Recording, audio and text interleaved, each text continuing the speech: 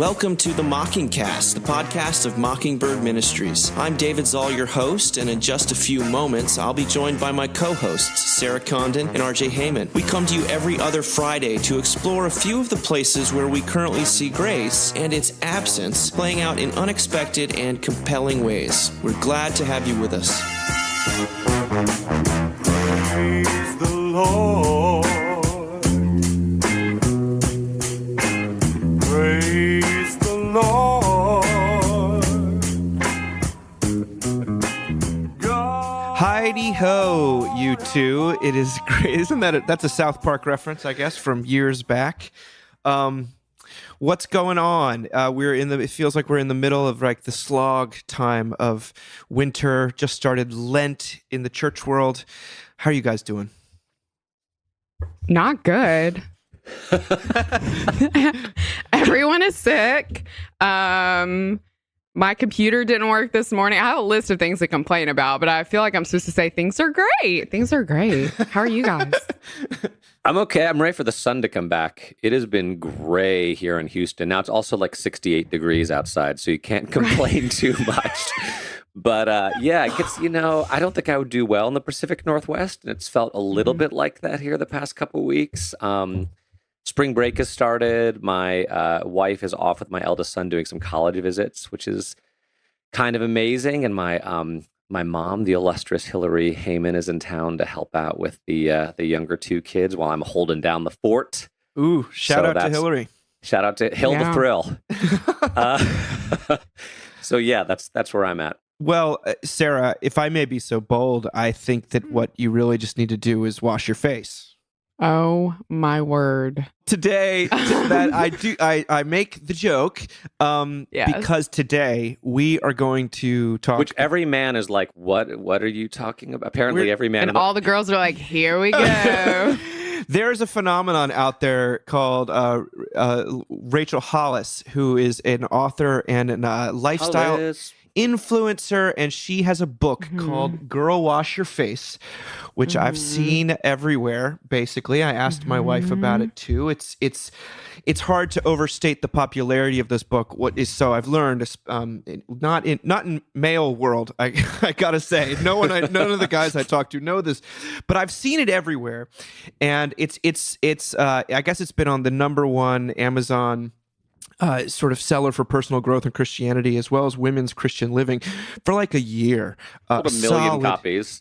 Someone called her sort of the denizen of what's curated imperfection, or what, Sarah, you used to call, I think, bless this mess-ism. Yes. But today, she's got a new book coming out called Girls Stop Apologizing, a shame-free plan for embracing and achieving your goals. And it just in time for Lent. I honestly, I'm always hesitant to do something too much of a, we have a call-out episode a few weeks ago, but this has crossed the sort of Rubicon into our national conversation. And Sarah, you forwarded an article from the Gospel Coalition, of all places. Yes, I did. I wasn't expecting to receive that from you, and then I read the article, and it's really, really well done.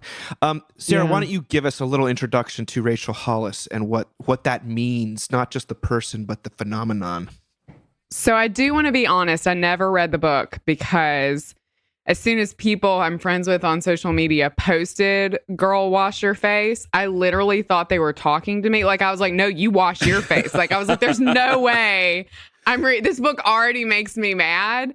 I had thought about writing something about her, but that actually would mean me reading the book.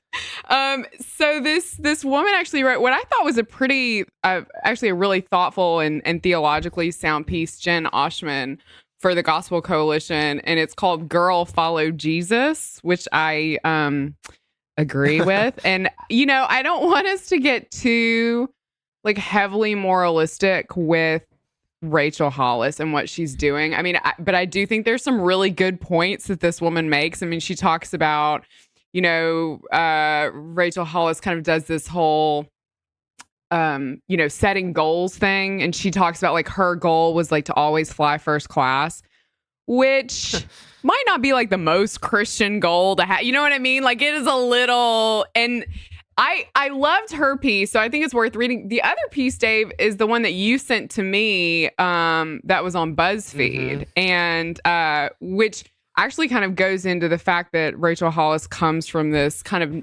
name it. How should Name we it. say this? Name it and claim it kind of tradition. And so, she's raised in a Pentecostal family with a tradition of preachers, and so and she kind of and poor as well. and poor. From a very poor part Exactly. of the country, and historically poor, and yeah. Yes. And so she brings some of that into this conversation as well. I don't know. I mean, I don't like to just out and out take people down. Well, no, I do. I do like to do that, but it doesn't grow a part of myself that I enjoy. But we do. But yeah, exactly. But it does remind me a little bit of, her name's escaping me. The woman who wrote the book about leaning in, Sheryl Sandberg. And how it just feels really, really ill-informed as to what the average woman's life is like. And it is sort of dark to me that Rachel Hollis has all of these Instagram followers and this this curated messiness, right? That isn't real messiness. It's not real pain. It's not real struggle in so many ways. Or if it was, then it is turned into something else, right? Yeah. Right. Yeah, so I don't know. I had wanted to write something, but I was really glad to see this piece from Gospel Coalition. Let me read a few paragraphs of what Jen Oshman has to say. She has read all these books. She says, Rachel Hollis wants you to believe in yourself, to take great pride in your hard work and accomplishment, to do so without shame and with gusto. Sounds great. She wants you to go hard and unapologetically after your dreams. Hollis's message this time around is, all that really matters is how bad you want those dreams and what you're willing to do to make them happen. For a woman who claims Christ, this is Jen Oshman speaking, I'm afraid this is in direct opposition to his words. If anyone would come after me, let him deny himself and take up his cross daily and follow me. For whoever would save his life will lose it, but whoever loses his life for my sake will save it. There is sort of Jesus says, deny yourself. Hollis says, believe in yourself. This faith in self only makes sense for a certain population in a certain context. And this is the gist of a lot of criticism here. I mean, how many people across history and across the globe can, quote, believe you're capable of making changes to become whatever kind of person you want to be? It's a cruel joke to say to the disabled, to the poor, and to the oppressed that you've got to decide right now that you could be whoever you want to be and achieve whatever you want to achieve. And Turner, in her BuzzFeed piece, quotes Hollis as saying, you are in charge of your own life, sister, and there's not one thing in it that you're not allowing to be there. While that may be, I know. While that may be true for Hollis, a white woman in 21st century California, it's not realistic advice for much of the world. And I mean, then she goes on. This is what she says. She says, she's very clear. She says, I'm here to beg you to reject Hollis's teaching because it's both exhausting and damning. It's exhausting to believe in ourselves because that belief is only as good as we are. It will only suffice for as long as we have ample energy and good behavior and right thinking. And we already know that we get tired, we mess up, we fall short. We need more for this life than we're able to conjure up within. Ironically, believing in yourself will not lead to freedom or wholeness or to the pinnacle of your dreams, but rather to enslavement to self. Then she finishes by saying, contrary to the message of girls, stop apologizing, becoming the woman we were meant to be starts with apologizing. It starts with the humble acknowledgement, and this is sort of a kind of perfectly timed for Ash Wednesday and Lent, that we were made by a beautiful and holy God and that we rebel against God in countless ways every day. It starts with recognizing that Jesus died and rose to save us. And as once hopeless sinners who have been mercifully forgiven, it starts and continues and ends with treasuring Christ above all.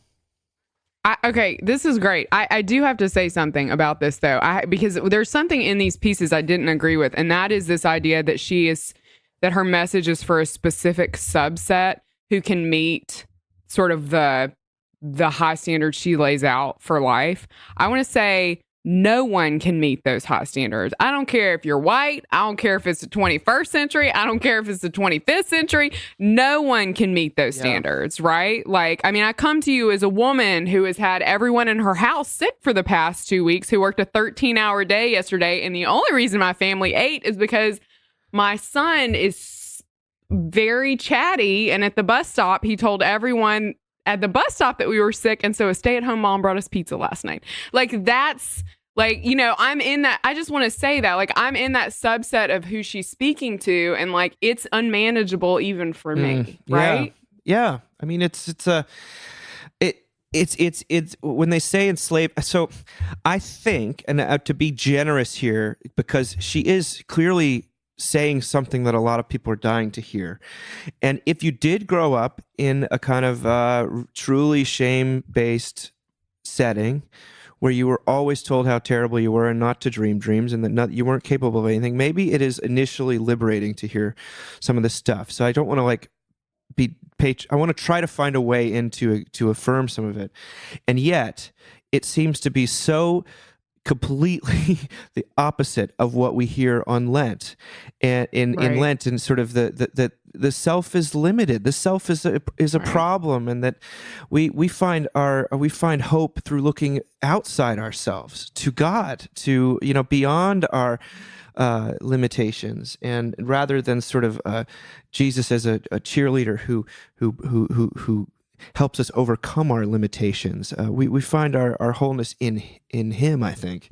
RJ. Except, just to name it before RJ talks, I mean, Jesus did tell us to wash our face on Ash Wednesday. To be fair, but only she did when you're get fasting. That right. Only when you're so fasting, maybe she's like which a she's a big fan so of. there you go. So that's she's maybe that's super what she into meant. dieting. That's what she means. You know, so yeah, redeemed. We've just redeemed Rachel Hollis. RJ, thoughts?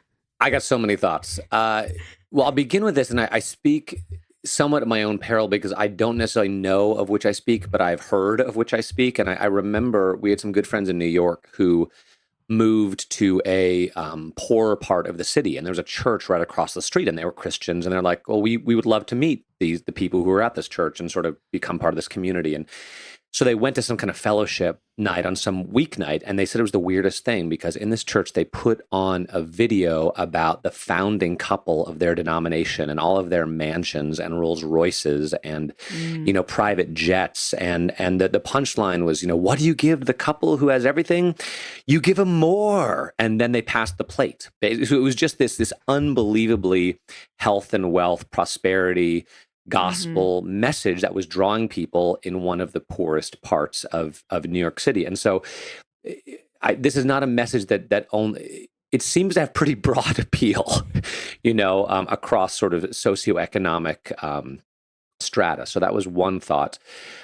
I also thought how the two articles, you know, the Gospel Coalition piece is coming from a more quote unquote conservative, personal sin-based approach. No, we are all sinners, and you know that a relationship with Jesus begins with an apology. You know, blessed are the poor in spirit, blessed are those who mourn, blessed are those who hunger and thirst after righteousness. Whereas the BuzzFeed piece starts from a more quote-unquote liberal collective sin type of place. Like, how can you tell people who are subject to institutional generational racism or economic oppression to sort of, you know, choose their best life now, to borrow another, you know, but they end up in the same place, which I find interesting. So it's like whether you see sin as more of a personal thing or a collective sin, a collective thing, both have the same criticism. And then, Sarah, I did think about, well, I'll say one more thing, two more things. To me, this is what genuine antinomianism looks like. You know, that Mockingbird gets accused a lot of antinomianism because we talk so much about grace. You know, it's like, well, grace, grace, grace, forgiveness, love, mercy. What about the law? What about these things we're supposed to do? And of course, our response to that is that we take a Pauline approach to the law, which is that, you know, no one will be declared righteous in God's sight through works of the law. Rather, through the law, we become conscious of sin. So the law was given not to make us better, but to show us how bad we are. But Rachel Hollis wants us to completely abandon all of that, right? That there is no guilt, there is no shame, there is no law, there is no nothing. It's genuine antinomianism in the way that the Corinthian church was, right? That Paul comes back at and says, you've already experienced the resurrection. You're the super apostles. You're doing whatever you want to do. And for the Corinthians, their sin was more sexual. You know, that was that they were really into. I mean, money too, but a lot of sex. Whereas for us as Americans, our sin is really financial and sort of a success driven. And so I think this is what genuine antinomianism looks like when you say, you should not feel bad for anything because there is no law. There is only achievement and sort of glory and overcoming, and which just doesn't jibe with the reality of human experience. I mean, it's what we want to be true, but it isn't actually true. And then my last thought was, what is it about this message that is so easy for Christians specifically to fall into? Like, why do so many Christians who know the Bible, who know the New Testament, why is this so attractive? And it, I don't know, it reminded me what Fitzallison, the retired great Episcopal bishop of South Carolina, retired and author as well, said that, all heresy can be broken into one of two categories. One is adoptionism and one is Docetism. And adoptionism basically says that Jesus was just a man. He wasn't God. And if that's your heresy, then it's going to be all about, making the world a better place and social justice and empowerment. And, that the whole God thing, resurrection thing, miracle thing doesn't exist. It's just Jesus is a good moral teacher. But the second heresy is Docetism, which is that Jesus basically wasn't a man. He was fully spirit. He floated above the earth. And that's this heresy, right? That you lose the humanity. And it just becomes sort of a dream of what we might be and a dream of what we wish we were, and loses its groundedness in human experience. And I get, because Paul talks, he says, you who are in Christ are a new creation, right? You're a new creation. And that is true, and we know it's true, and we want to believe it's true. But that doesn't mean that we are able to totally leave the old Adam behind. That we're still people, we're still sinners, we're still broken and fallen, in spite of the fact that we have this new name and status before God because of the death and resurrection of Jesus Christ. And those are hard things to hold in tension, right? The sort of fully man, fully God thing, and that we are sort of full, simul justus et peccator, right? Like simultaneously justified in sin, or simultaneously loved and broken. And to me, this writing seems to fall off the sort of Docetist, antinomian end of the spectrum. So those are my thoughts. Yeah, I agree with that. The other thing I need to say here is there's a whole movement of women like her. And I would love to say that they all come from denominations that don't ordain women, but we have some of these women in the Episcopal Church, and they have no theological education, and they're given all kinds of advice. And they're writing theologically, whether they acknowledge that or not. And, I would say for those denominations that don't ordain women, we live in an era where women are they're going to preach and speak no matter what. And the fact that they're not being given an education to do that is pretty dangerous. And, but I mean, we have that in our own denomination. There's some really powerful figures that have big voices in the Episcopal Church, and they have no theological education. Yeah. So anyway, because as we know, education solves every problem. Well, I mean, I hear you, but I mean, I'm sorry, that was a bit snide. No, but you know what I mean. I hear you, but I do think there's something about bearing the mantle of a preacher, but not having been put through the process of becoming one that is a little maybe not great, and maybe also not being in pastoral ministry, because when you have people coming to your office, oh my gosh, RJ, and you're going to the hospitals, it. and like RJ, that's when it's just like you're teaching, and you're not grounded in the reality of people. Yes, and that's kind of what Paul said to the Corinthians. He's like, look around, you're a disaster. Yeah. Like, pay attention. Like, what you're saying about yourself does not jibe with the reality of your experience.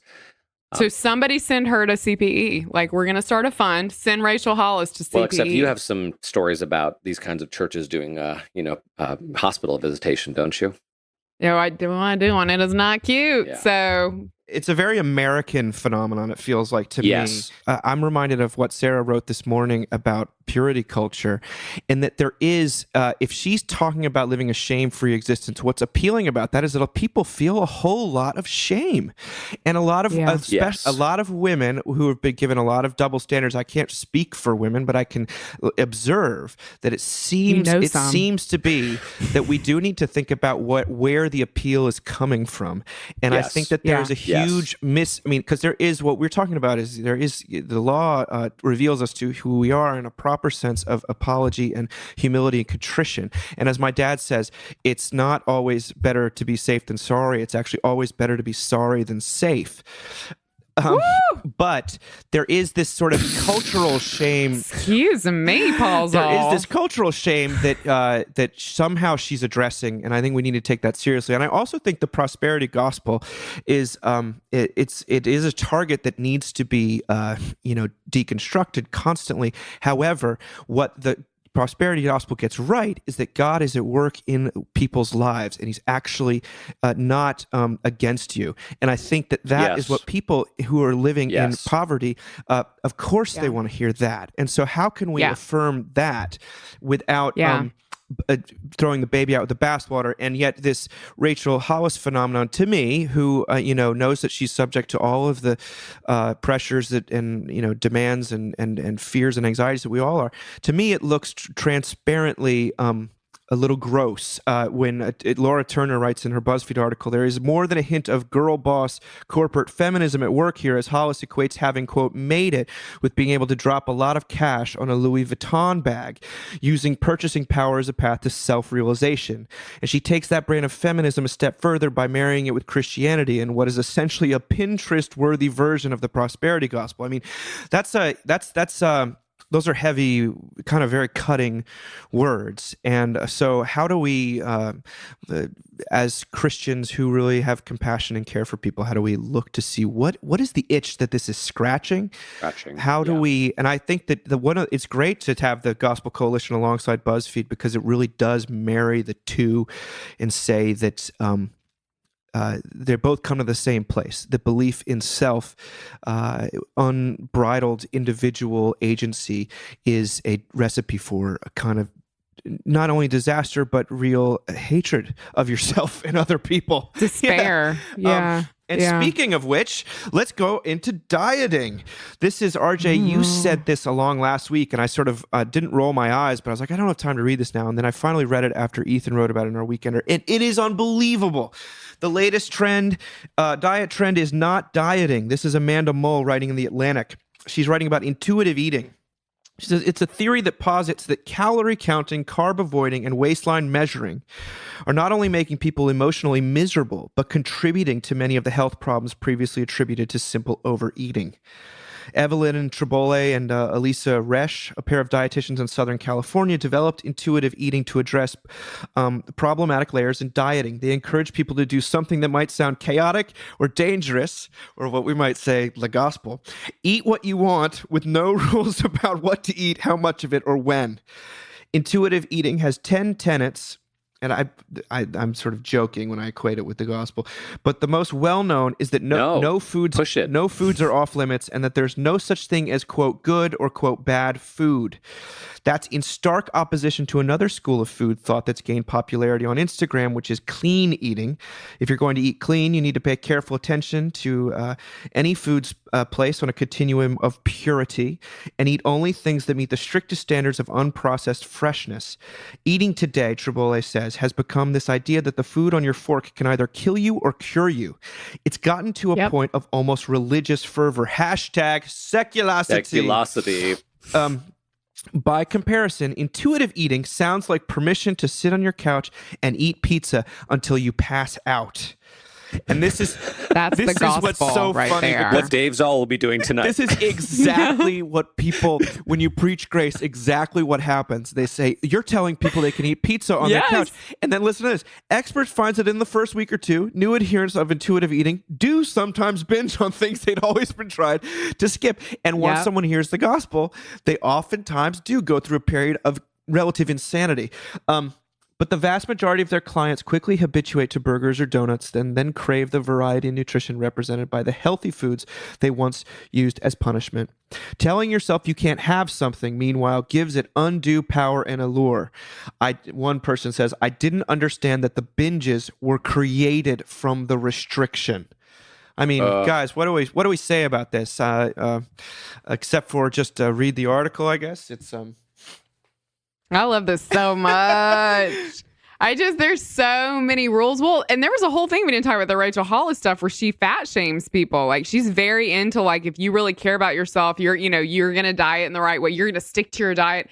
I think part of it is, like, I'm from that generation that all our mothers have done Weight Watchers, like, forever. and they did jazzercise, and like they were like, the Jane Fonda kind of stuff.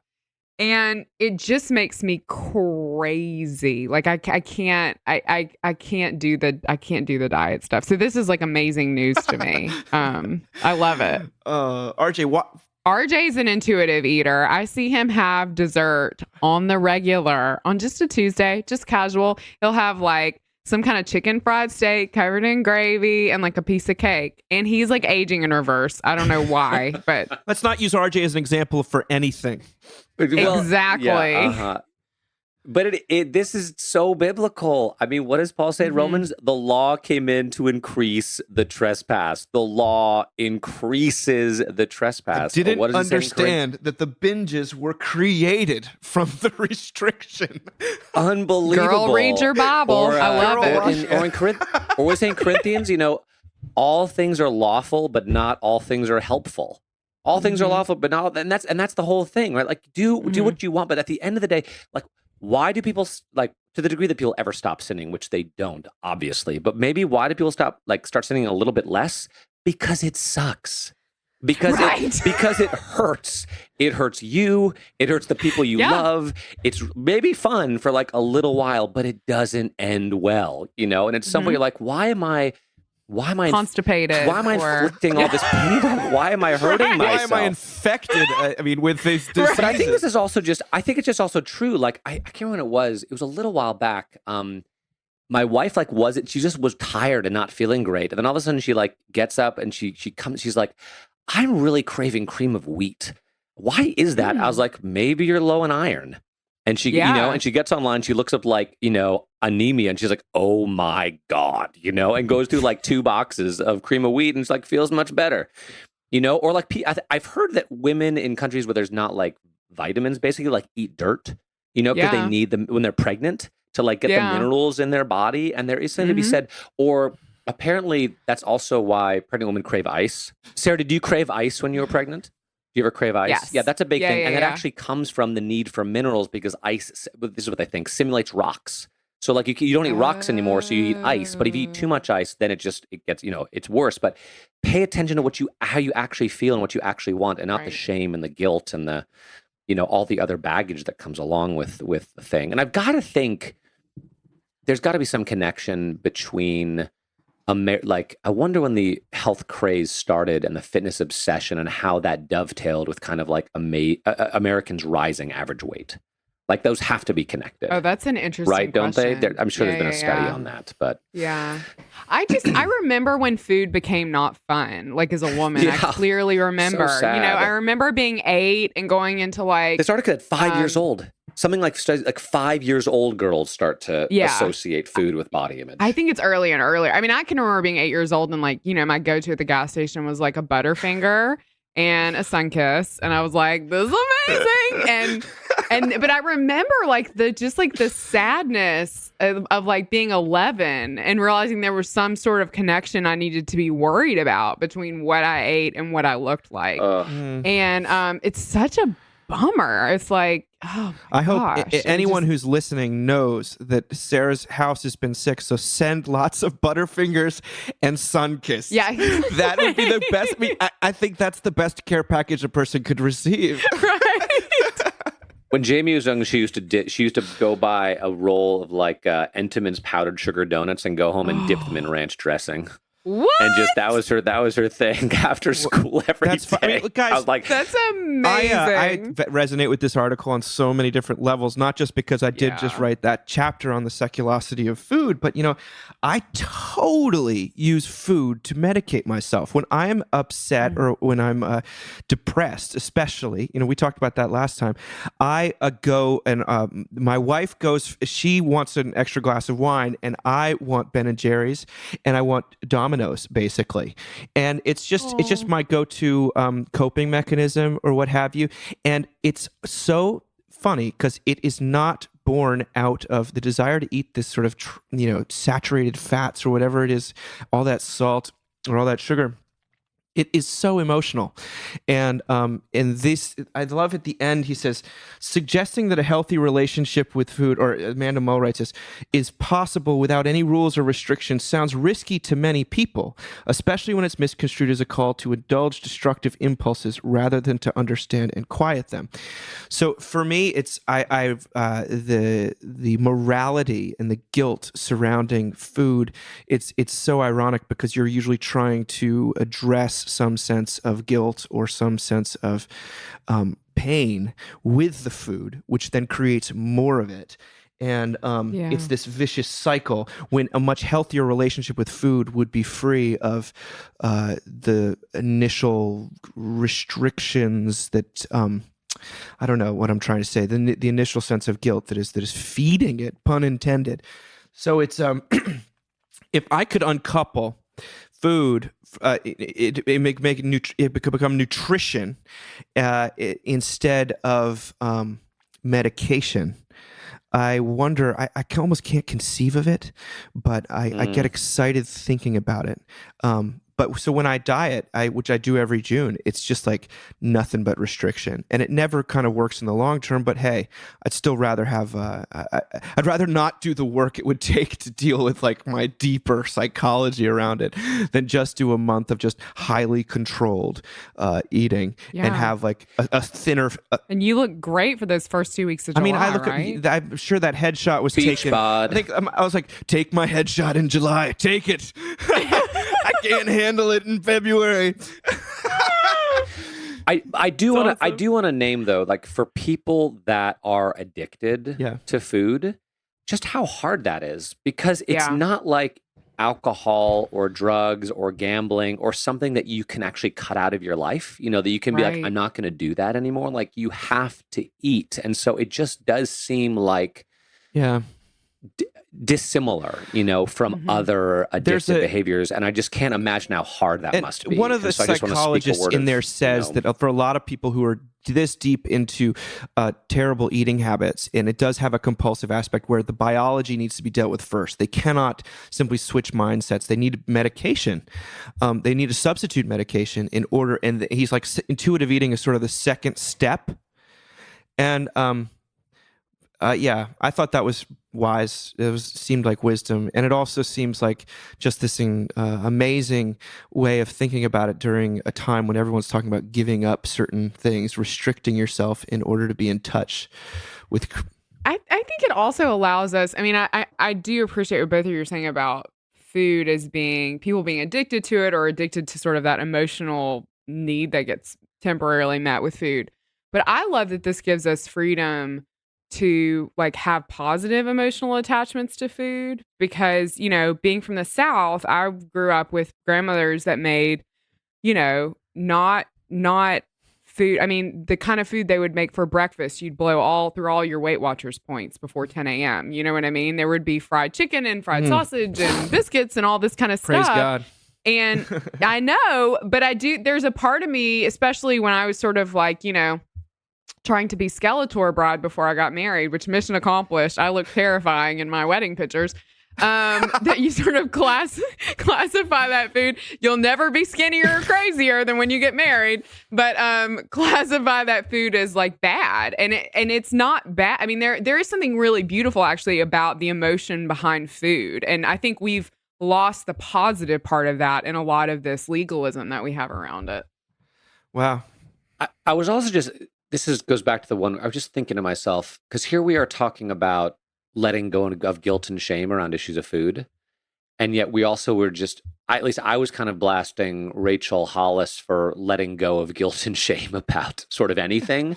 And is there a contradiction there? But I guess the difference is that, like, I'm so glad that Rachel's life is working out so well. I like praise God for that. She seems really happy. I guess maybe the problem is when she is getting on Instagram and writing books and telling everyone else that they should be exactly like her. Like maybe that's the thing. Like, you know, someone who has a quote unquote right relationship with food shouldn't be necessarily bragging about it and telling everyone that they should be like them. right? Is that the problem? I don't know. I'm I feel like I read an article that came out today where I did that, so I'm not sure. Well, let's kind of end with what happens at the end of all this. No matter how we come out in our dieting or our shame-based achievements or lack thereof. And this is from a sermon that Sam Bush, our friend and contributor, wrote last year on Ash Wednesday. Remember when Ash Wednesday was coincided with Valentine's Day? It's called From the Very Intersection of Love and Death. But what I love is in the middle of it, he quotes those incredible Jerry Seinfeld videos. He says, a few years ago, Jerry Seinfeld accepted an award for an HBO special for which he was the guest of honor. During his acceptance speech, he said, "The whole feeling in this room of reverence and honoring is the exact opposite of everything I have wanted my life to be about. People walking around the red carpet in these ridiculous outfits like they're senators from Krypton. I don't want you to think that I'm not honored. But it's just that awards are stupid. Every real estate office has some framed 5-diamond presidential award by the desk. Every hotel check-in has some gold circle service thing.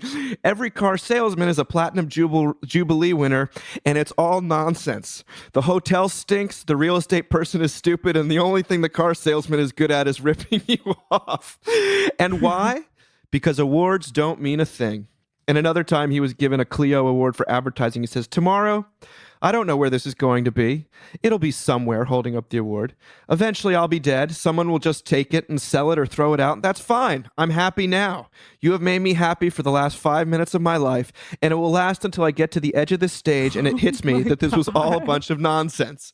That's the most amazing video forever. And Sam writes, "As glad as I am that these speeches exist, if I take a look at my own life, it is a punch in the gut. I mean, who doesn't want to be recognized? We're all trying so hard. Whether it's most valuable employee, most informed person in the room, person who cares the most put together, most down to earth, we all have a closet full of awards and diplomas that tell us who we are. But Jerry Seinfeld is right. Jesus is right. These things are food for moths and rust. Ash Wednesday is here to remind us of the bitter truth that although we may put on a good show, God is not in the entertainment business. Worse than that, he sees behind the curtain of your life. To put it more bleakly, no matter how good a show you put on, death is waiting backstage." Sam says, "I don't mean that as a threat, just that Ash Wednesday and Lent is here to remind us that death is real, and that is the only blade sharp enough to cut through our futile attempts to justify ourselves. It is a bonfire of the vanities. It is where everything you have and everything you are, your accomplishment, your charming disposition, your intellect, your connections, your sin, your anxieties, your shame, your very self, it's all burned up by the righteousness of God. Hebrew 12 puts it bluntly, our God is a consuming fire. And yet, when the flames have subdued, in the soft glow of the embers, one thing remains, God's promise. It is the only thing that is not turned to ash. It is indestructible. God's promise is stronger than your accomplishments. It is stronger than your sin. It is stronger than you, and it is stronger than death. God might not be in the entertainment business, but he is in the business of death and resurrection. While we wanted to put on a show for him, he came to rip down the curtain that we hide behind. For when Christ died on the cross, the curtain of the temple, the one that kept God at a distance, was torn in two from top to bottom. And at that moment, God came backstage. He sees you, and not only that, he will reward you, but with something far better than a pat on the back or a raise or an award. He gives you himself. He gives you his life. In the ultimate act of love, he gives you his death in your place.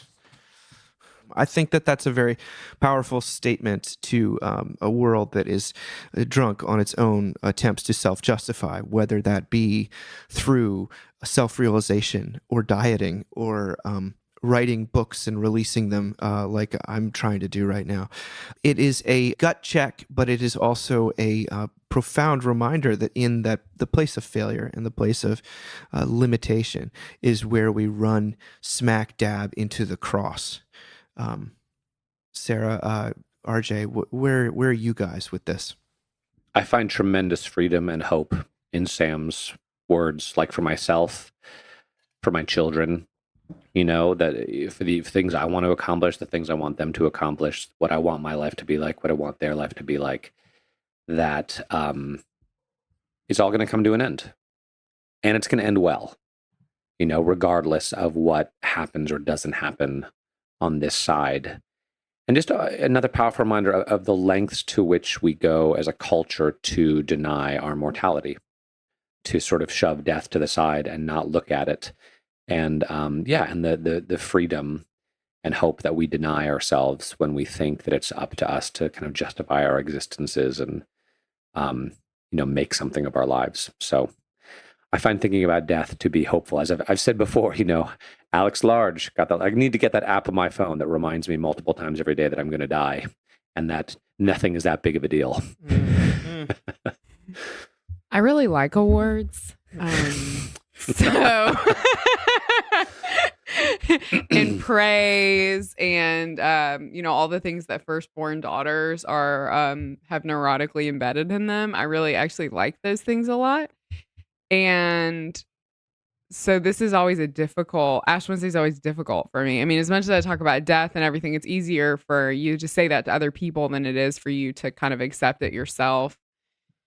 Ash Wednesday is always weird. It's a very weird. It almost feels for me completely disconnected from Lent in some ways. Like, and that this year was the first year I was like, oh, that's why this is weird for me. And there's that bizarre contrast with the texts that tell us to wash our face, to wash our face and to not tell people we're fasting and because God knows you should do these things in secret because your Father will reward you in secret. Basically, God will reward you in secret. So this year was the first year that I was like, so why are we? Because it's just a strange thing, and then you do this very public show of piety, and Nick Lannon is so fun to follow. He's got a book coming out with us, it's available for pre-order now. Life is Impossible, yes. And that's good news. We're gonna hustle for a second, and now we're gonna go back to talking about not hustling. But Nick's so awesome, and everyone should get the book, especially if you're a pastor, because every time I hear him talk, I'm like, oh my gosh, this guy is such a pastor for pastors. But he talked about the ashes as being more like a scarlet letter, and that they are like this symbol actually of our profound need and not at all really a symbol of piety.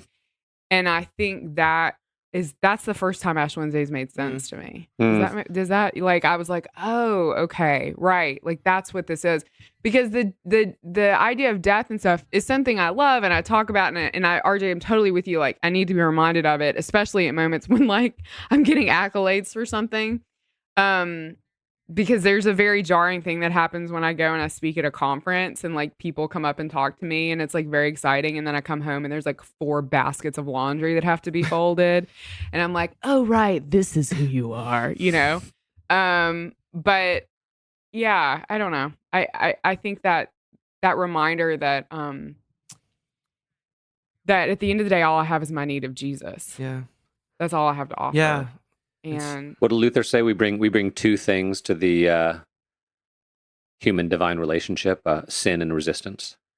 Ooh, excuse me with a hot take. I like that. Well, I think it's a wonderful thing. I'm also very much with you of 2 minds about Ash Wednesday, because although it is meant to be Christians putting themselves below other people, to say that I am going to die and that in fact I essentially deserve to die, it is at the same time it's received. I don't think that the intention, it's one of these classic Christian things where the intention and the way that's received are the polar opposite, because it does seem to be always received as that person is better than me, or a separating an us versus them thing. So I don't know how to balance the fact that it's beautiful and the scarlet letter that Nick talks about so profoundly, and the fact that every college student I talk to, when I ask them what their gut reaction is to people who walk around with ashes, it's like, oh, I didn't know, they've gotten their act together, they've checked that box today, and they've sort of I feel like it is a public act of piety and at odds with what Jesus says.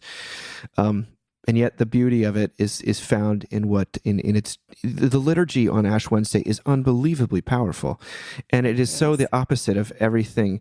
It is the place, I think, where you do get reconciled with the fact that there are things to genuinely feel guilt and shame about. And yet Christ has actually taken away that in his, so it's the two articles that we've referenced are sort of reconciled in that beautiful Ash Wednesday service, which I commend to people. But I also commend to people Nick's incredible book, which is called Life is Impossible. And that's good news. He wrote to me to tell me that if you search on Amazon, I think there are 8 books that come up that are Nothing is Impossible. And there's only one, his, that's called Life is Impossible. I love that. I love Nick. I think it's a great book. It's very accessible. And it also, it's got one of the coolest covers we've ever done. It's a brilliant just cover. like Churchy. In fact, initially he thought we were wondering if it looked too much like Churchy, and so they redesigned it a little bit to make it give it a slightly more comic book feel. Anyway, guys, much love to you both, and we will talk to you in a couple weeks. You too, Dave. Bye. Bye, guys.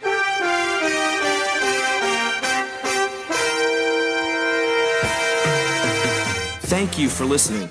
Remember, you can find us on the web at www.mbird.com. And we'd always love to hear from you at info@mbird.com. Audio production for the Mockingcast is provided by the Narrativo Group, and if you like what you've heard, please do drop over to iTunes and leave us a rating and review. Until next time.